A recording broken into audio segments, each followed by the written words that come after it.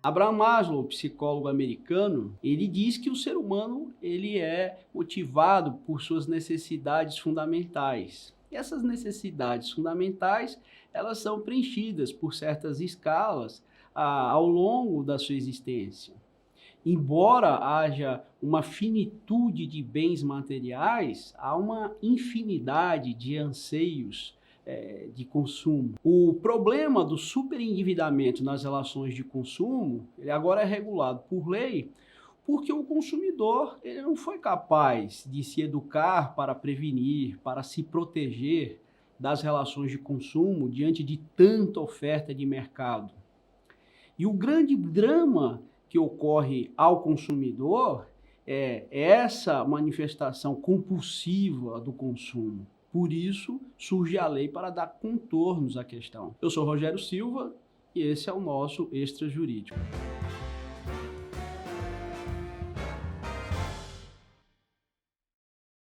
A Lei 14.181 de 2021, que é reconhecida pelo tratamento do superendividamento, ela vai estabelecer no parágrafo 1º do artigo 54A a ideia de superendividamento, que é a impossibilidade de um consumidor, uma pessoa natural, de boa-fé, de adimplir as dívidas exigíveis e vincendas de tal modo que ela não venha a comprometer o seu patrimônio, o seu mínimo existencial. A ideia do superendividamento vem do francês, Surennement, que havia previsão no Code de la Consommation, a característica do fenômeno do superendividamento.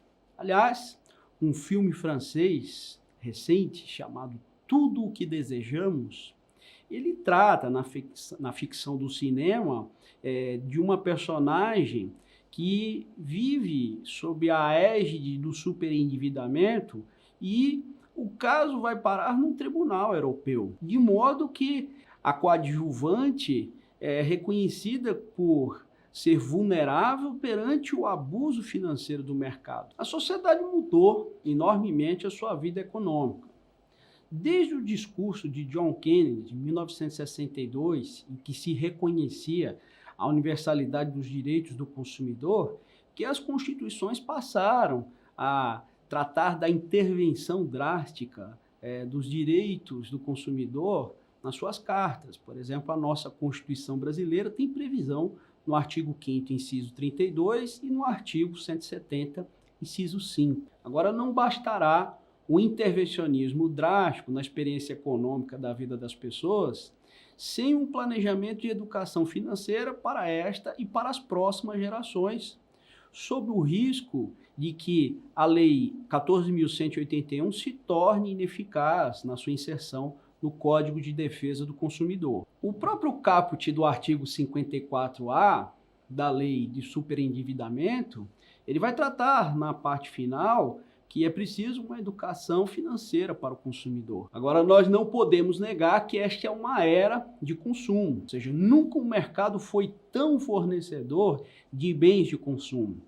A ponto do sociólogo polonês, Zygmunt Bauman, ele tratar no livro dele, Vida para Consumo, a transformação das pessoas em mercadoria, que existe mais ou menos uma relação de padrão na sociedade atual, em que há uma semelhança entre bens de consumo e os consumidores. Há algum tempo, eu travava um diálogo com um interlocutor que dizia que o Código de Defesa do Consumidor era um código para incautos. Mas eu disse que não, porque além da vulnerabilidade do consumidor perante a oferta de mercado e a publicidade, o mercado também trabalha com a ignorância das pessoas. E isso é um grande risco.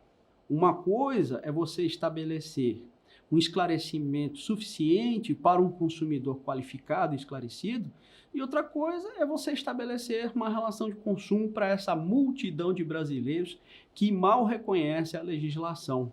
A nova lei, ela regimenta uma série de procedimentos para que o consumidor ao menos tenha ciência e esclarecimento das causas e consequências das relações de consumo. A nova lei, ela regimenta uma série de procedimentos para que o consumidor se faça minimamente esclarecido das causas e consequências das relações de consumo. Também dá uma ferramenta às instituições financeiras para que elas possam salvaguardar o consumidor da insolvência, da inadimplência absoluta, uma espécie de proteção do crédito aos consumidores de boa-fé. É fato que existem consumidores patológicos, uma espécie de pródigo, como prevê a legislação civilista. É certo que existe uma patologia de consumidores, a maneira de pródigos, como prevê a legislação civilista. Mas na literatura se observa o alienista, por exemplo, do Machado de Assis, há um conto em que o personagem Costa,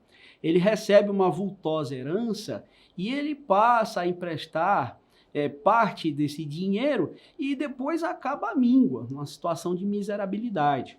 Aí o doutor Bacamarte, que é o alienista, hoje um psiquiatra, ele entende um caso de grave patologia, ou seja, ali há na legislação civilista uma espécie de incapacidade relativa. Por isso, sem uma educação financeira como quer a lei, vai produzir uma geração de gastadores compulsivos. E aí tudo será um salve-se quem puder. É isso aí e a amizade continua.